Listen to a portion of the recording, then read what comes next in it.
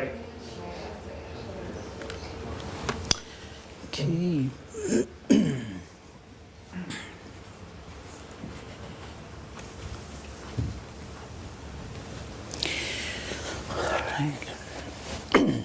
أعوذ بالله من الشيطان الرجيم بسم الله الرحمن الرحيم الحمد لله الذي هدانا لهذا وما كنا لنهتدي لولا أن هدانا الله. Once again we thank Allah for guiding us to this space. Was it not for the guidance of Allah, surely we would be lost. اللهم انفعنا بما علمتنا وعلمنا بما ينفعنا ونعوذ بالله من أهل الضلال برحمته وهو أرحم الراحمين. And we ask Allah to grant us knowledge that is beneficial to us and to keep away knowledge that is harmful for us. And we ask Allah to protect us from those who have gone off the path. Ameen. The Prophet Muhammad, peace be upon him, said, أخبركم بعمل إذا فعلتم تحاببتم أفسوا السلام بينكم. He said that, shall I tell you about something that if you do it regularly amongst each other, it will create love between you. Exchange greetings of peace. So when I say Assalamu alaikum, and then you give me peace back. And it would be a nice way to start the morning, inshallah. So Assalamu alaikum. MashaAllah.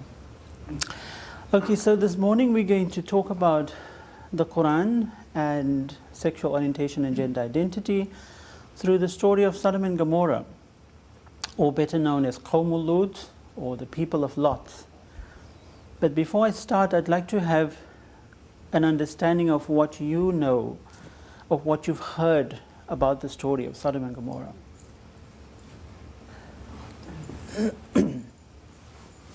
I actually never heard full details of the story of Soddom and Gommorah. It's always been referred, any place I've researched on, especially on the internet and books, that it's always the people of Lot. The people of Lot. It's always like that phrased and mentioned. Never come across it. And what did you hear about them? Never positive things. Okay. I've made my own opinion. It could be just natural disaster, not a punishment. Okay. And also, they were not gays. They were just lusting after the young men. That's a taste they have developed, if that's a true story. See? Okay. And it was for that reason they were punished, not for being gay. The trolls like to bring up that why would you do, like some rephrasing is like, why do you want men when you have women? And yeah, mainly around that. Okay. So it's like a preference of gender. I was thinking if it was about homosexuality, it was like strongly against it, then they would also have female people a lot who also did similar crimes. Because like you were mentioning, there's a word for female homosexuals as well. Okay. And also they like to tie it to another verse that says, we created for you men and to marry women. So they tie that together with that, the other messages. Okay. And like, to me, it seems to be a story that's been like the more problematic issues of what's happening at Soddom and Gommorah is like that they're very, very wealthy, and that people are coming into the town and are not being welcomed and are being treated quite horribly. And that angels of the law are sent to the town, and these angels are recognized by Lot and he, takes them in, but they want to sleep just in the center of the town or something, and he's kind of concerned for their safety, and they're at risk of being attacked and whatever. And and the Israelites had been instructed quite clearly to be hospitable to strangers in the land, and to be welcoming to strangers into the land. And then when you've got big spaces between settlements and stuff like that, you need to have a bit of a agreement of safety and travelers, and people are going to be whatever. And so then the main kind of sin in that context being that they're being very hostile to these messengers of God, strangers that have come into their land.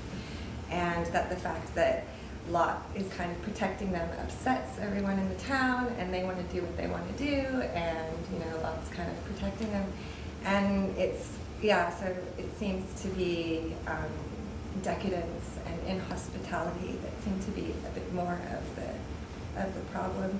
And then also the issue of like rape and it not being kind of consensual at all.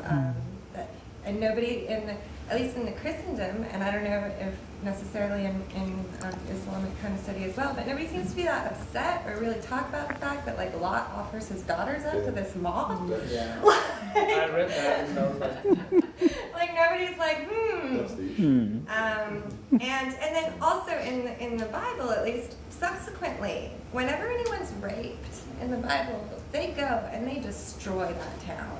Like they go back and like there's often weird rape kind of allusion, like texts that often get cited as God being in support of rape or something. But when you're looking at like the whole story rather than just pulling at that, you can find quite a few instances of rape after Sodom and Gomorrah. There's none before Sodom and Gomorrah. You don't have a story about rape. And afterwards, in all those stories, they go back to that town or those people, and they like bring all hell. And to me, it's like, I don't know. That's like, to me, it's a situation of like toxic masculinity and wealth and inhospitality and violence and power and taking advantage of the vulnerable. That's a long narrative, sorry. But if I can add my 2 cents worth, I found it very interesting that in my teenage years when I was sort of trying to like discovering who I was, and I tried to look for resources, and I read borrowed books from like an uncle's house, Islamic books and stuff, and those books really focused on the male attraction aspect of lots of people, right, and what's happening. But then in my early 20s, when I had more access to the internet and all those things, and I was doing more research and watching YouTube videos. Have you heard of Adnan Ali from the UK? He was a bit of an activist there. He's great. I watched a documentary on gay Muslims, and then what he highlighted was that actually the focus should really be on the rape aspect of it. That they're trying to rape some strangers and stuff, and so I found it interesting that different sources emphasize different things. So I agree with it. I found it really interesting, at least in my translation, and I'm curious about that word, but in my translation in Quran, there's this one bit where it goes, they were not right in the head. They were not? They were not right in the head. Okay. And interestingly, like if you do take onto the science of like a feminine and masculine side to the brain, like the right side is the feminine side of the brain, and the left side is the masculine side of the brain. And I kind of like, at least in my own kind of interpretation, I'm like, there's like a disbalance of masculinity and this kind of, where they're not actually being nurturing and kind of taking on these like other qualities, so they're like not right in the head is how I interpreted that. There was something wrong. There was something wrong with their brain, but we'll see what was the reason. Interesting. Great. Anyone else? Well, for me, all these stories about different reasons for being punished, I didn't learn about any of them for long. All the time, I only knew that they were punished because they invented this thing of men having sex with each other. And this is shaking the throne of God, and that's why he was very angry against them. So they did deserve this horrible punishment, being completely ruined upside down and burned and all these horrible things. So it was really scary, a very sad and horrible, scary story. Okay. Did we get some more sheets for today? It's on the table. Okay, good. Right, so let's get started and see what the story is all about. So I'm going to try and give you a background of it first, and then we're going to look in the Quran, because we do say that the Quran is a book that's not supposed to be against science or facts, right? It should match up. So let's see.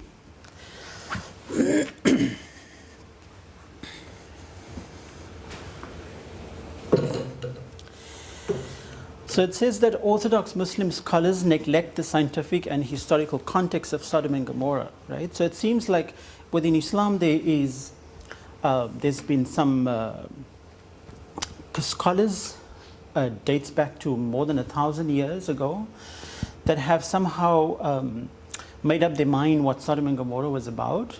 And ever since, there has been no research done on Sodom and Gomorrah to see what more messages the Quran was trying to tell us through these 9 chapters and 76 verses that deals with Qawm Lut.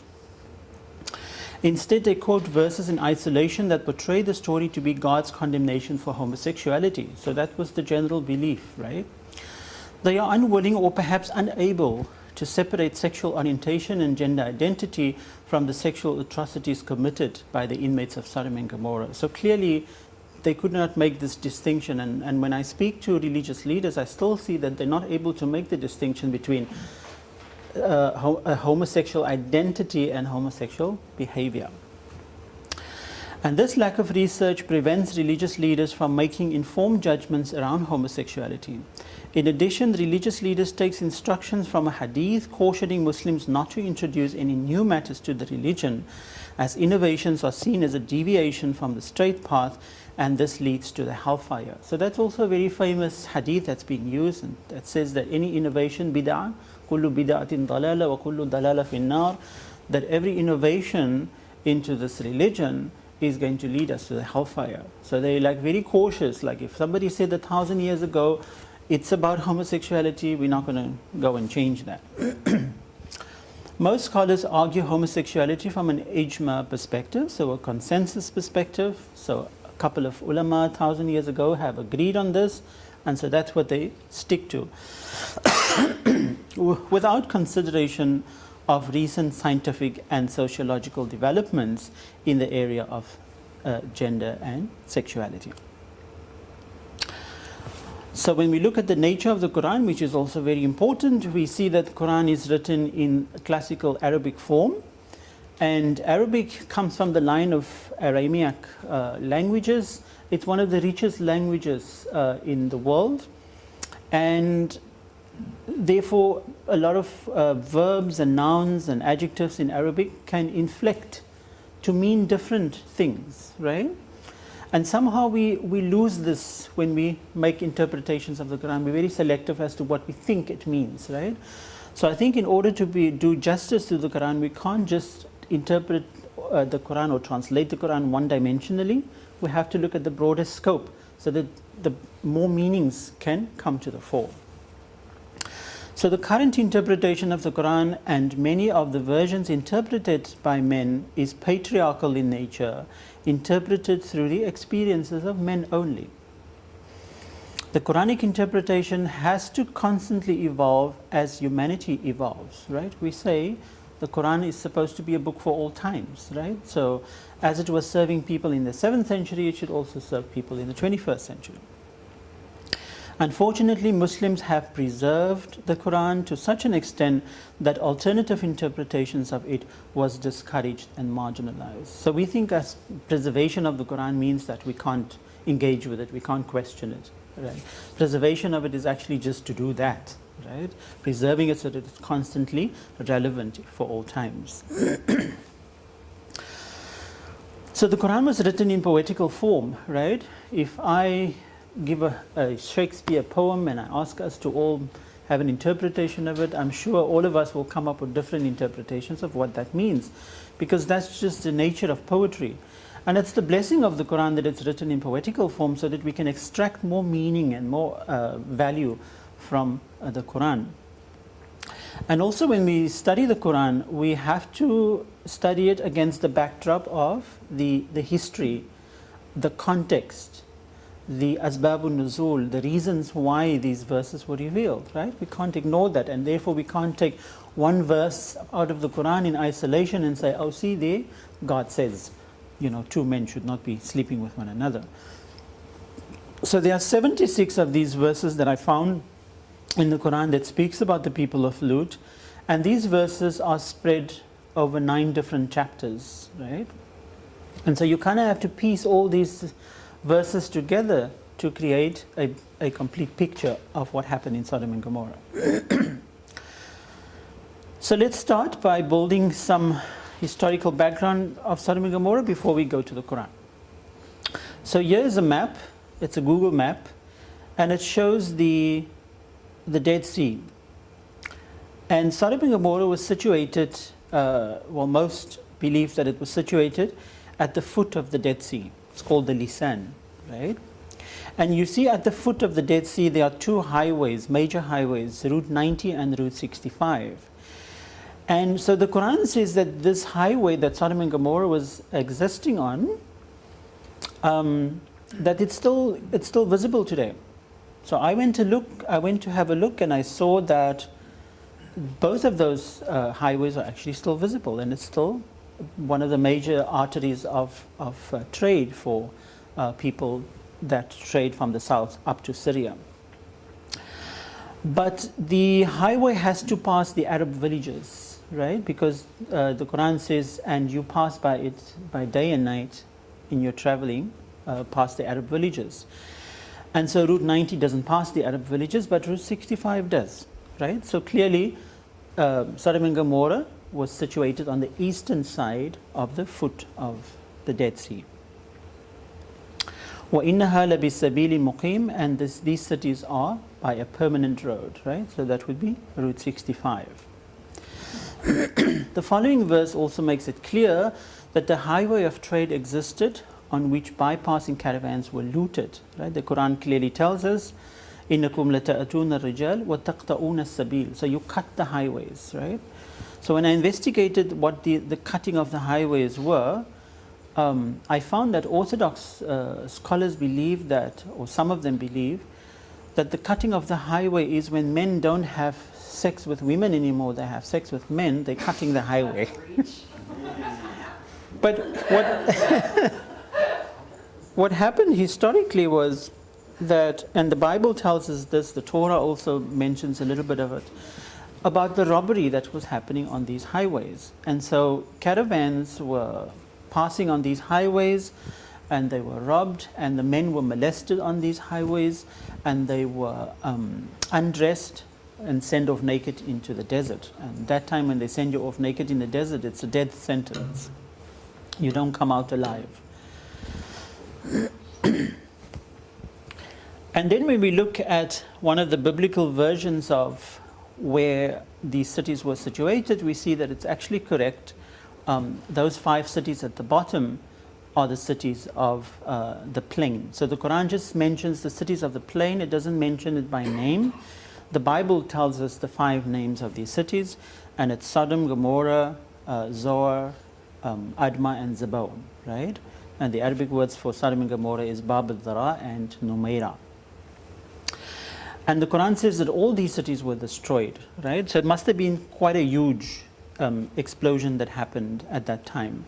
And so the 3 cities at the bottom, Zoar, Adma, and Zeboim, those were these called the Madian people that the Quran refers to, and they had the skill of building houses with wooden dales. They came up with that idea.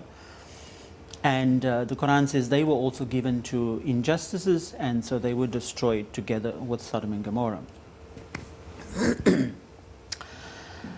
Another piece of information that is very important is there is this notion that homosexuality, or Sodom and Gomorrah were the first people to commit this crime of homosexuality, right? But we see that the Ibla tablets that were discovered in Syria in 1974 makes it more clear that Abram, Nabi Ibrahim, he lived in the early Bronze period, which is 2950 to 2000 BC, right? But images and carvings of same-sex couples were discovered more than 3000 BC, right? So homosexuality actually did exist before Sodom and Gomorrah.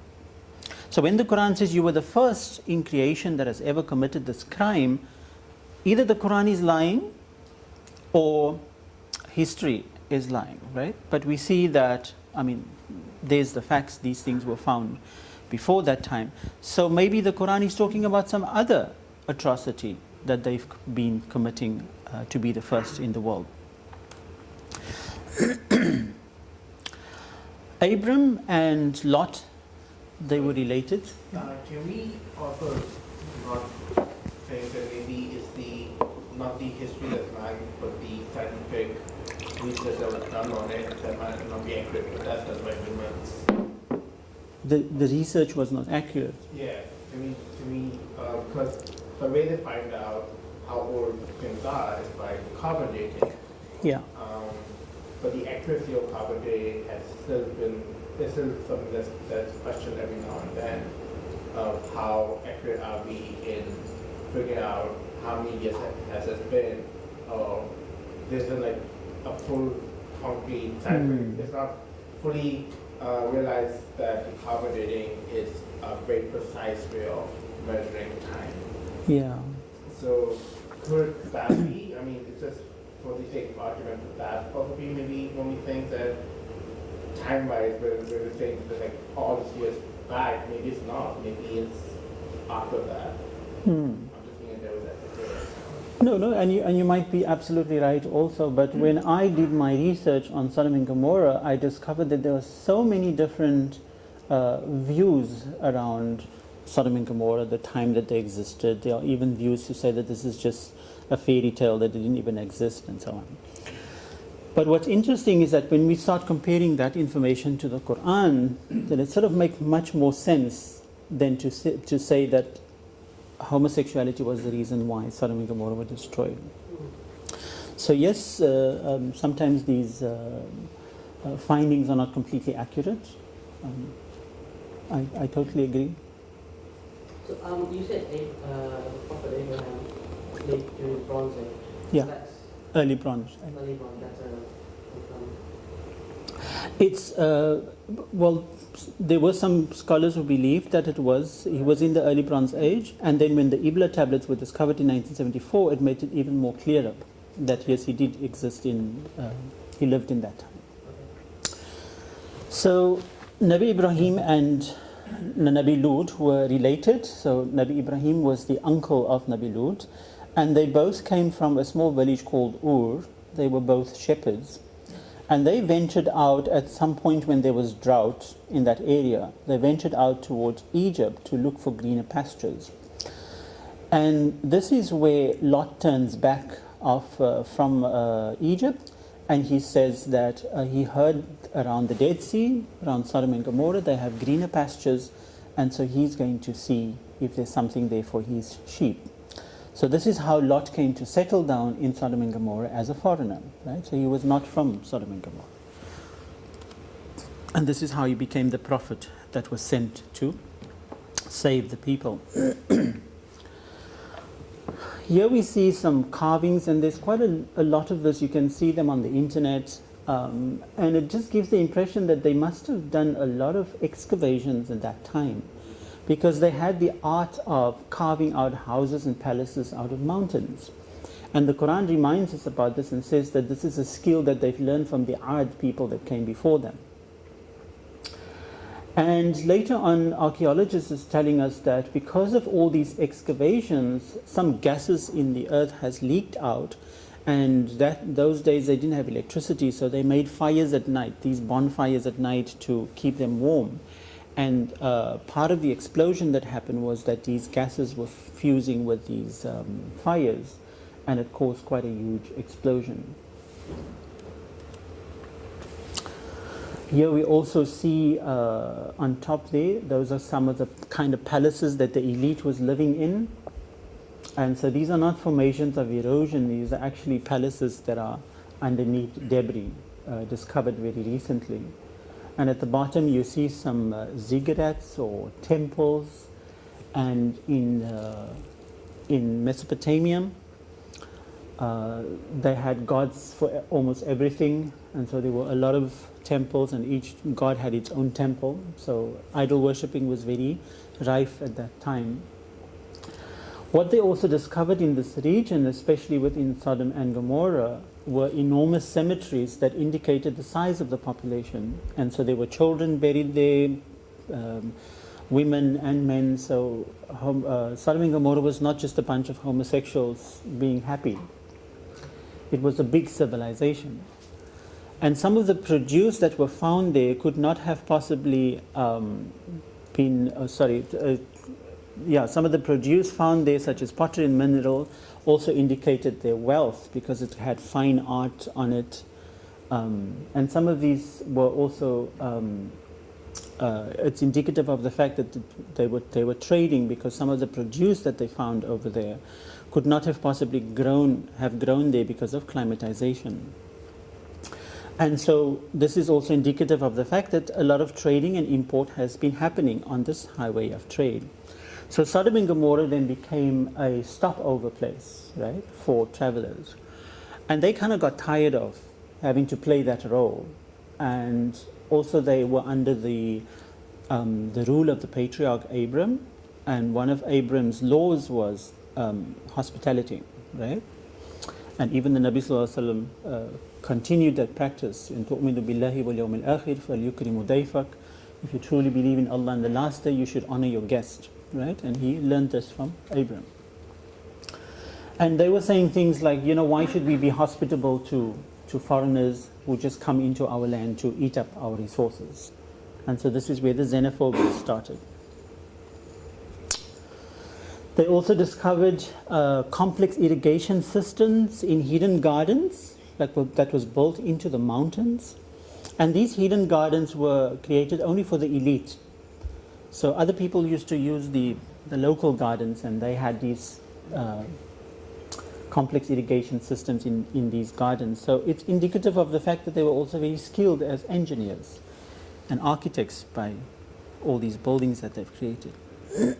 So we're not talking about a Mickey Mouse civilization. And believe it or not, this figure at the bottom, I just threw it in there for some jest. People still believe that that's the wife of Lot that turned into a salt pillar. But nobody's ever went and see if she's still inside.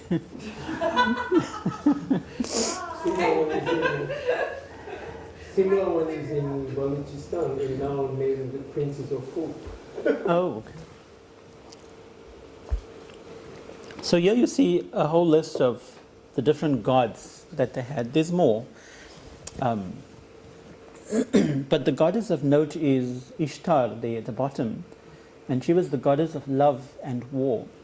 And it was in her temple that men had orgies, right? It was part of the idolatrous practice at the time. Because they believe if more men have sex with one another and they produce sperm, these sperms they would use to smear onto the gods. It's like an offering of their fertility to the gods, in turn for the gods to keep their lands fertile.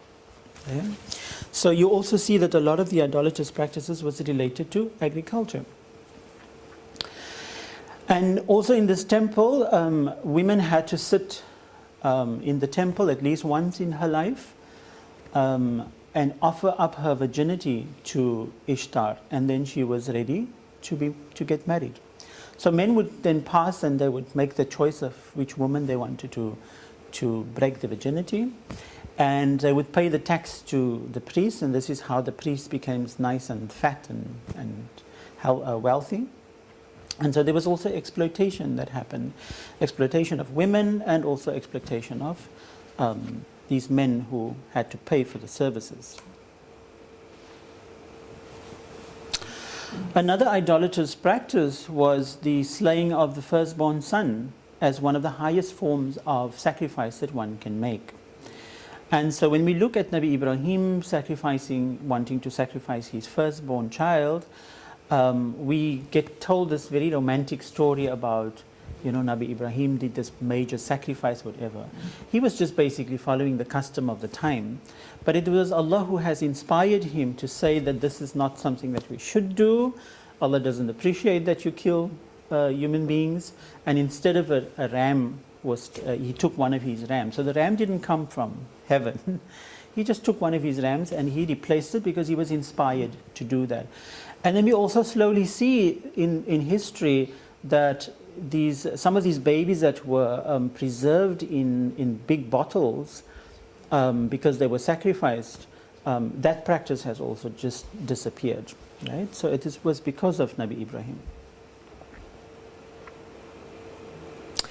So I also want to mention something here about people who might be seen as idol worshippers, like Hindus and Buddhists and so on, that Islam is not opposed really to idol worshipping as much as it is opposed to what idol worshipping socially translates into. So if we study idol worshipping at that time, the reason why there was an aversion to that was because it was slowly affecting societies. It was creating marginalization, it was creating a capitalist system, it was creating xenophobia, it was disrespectful towards women's rights, and so on. And it was all to do with the kind of beliefs that they had. And the Quran tells us, and you make these laws within your circles, and yet you see the effects that it has, but you still don't change your ways. So this whole idea that Hindus and Buddhists can't be people of the book, it's also something of our own invention. It's what we do to marginalize other people. So the Greek historian Herodotus, he said that the worst Babylonian custom is that which compels every woman of the land once in her life to sit in the temple of Ishtar and have intercourse with some stranger. The men would pass and they would make their choice. And in ancient Mesopotamia, Ishtar was the primary goddess of life, men and women, nature and fertility, sex, sexual power and birth.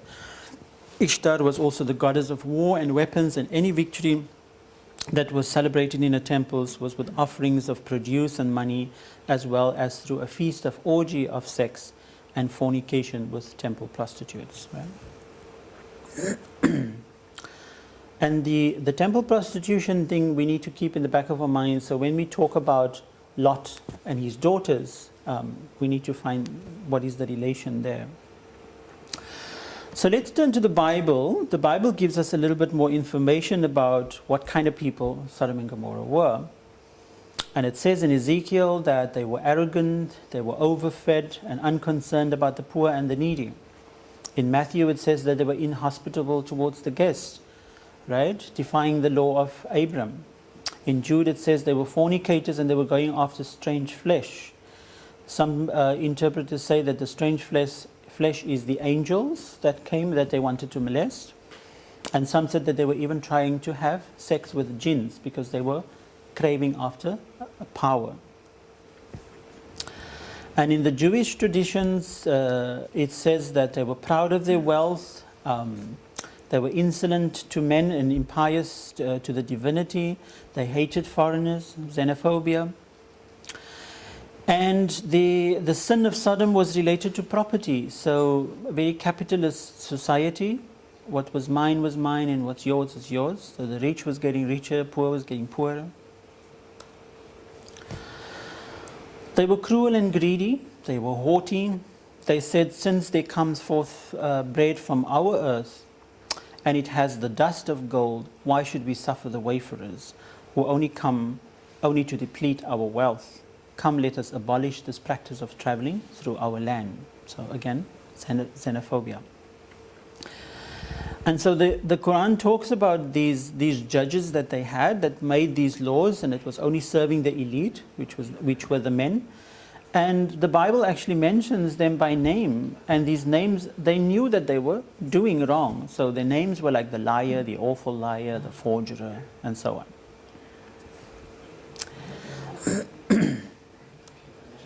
And there you can see the kind of funny laws that they had, right? If a man assaulted his neighbor's wife and he bruised her, they would say that, to the husband, give her to him that she may become pregnant for you.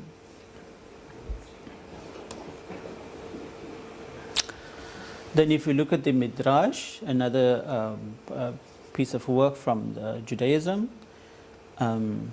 it talks about these men, these lying judges, and how they oppressed the wayfarers and the strangers who entered Sodom and Gomorrah.